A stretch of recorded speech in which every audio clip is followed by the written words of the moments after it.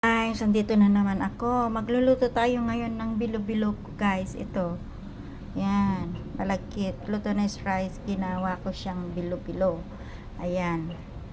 Ginawa siyang kumbilog. At ito yung mga ingredients natin. Ayan. Sago. Kakanggata. Asukal na puti. At saka itong mga ingredients. Ayan. Ito yung langka, saba at kamote. Yan guys, yan ang iluluto kong bilo-bilo ngayon. Ngayon, sisinalang ko na nga ang tubig guys. Ayan, ang tubig. Papakuluan natin ang tubig habang kumukulo siya. Lalagay natin yung glutinous rice. Pagkatapos ng kumulo na siya, maibabaw na yung lahat ng glutinous rice guys.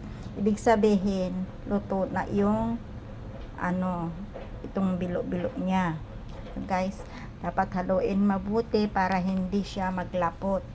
Ayan, hindi siya mag-sticky doon sa loob at hindi masunog. Ngayon, pagkatapos nun guys, isasahog natin yung mga lagay natin ang kamote. Tapos ng kamote, medyo malambot konti lang guys, ilagay yung langka.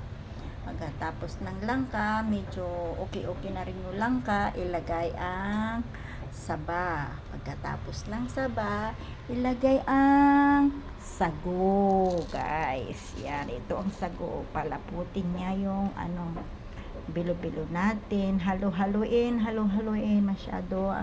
Tapos ilagay yung gata, guys, para masarap.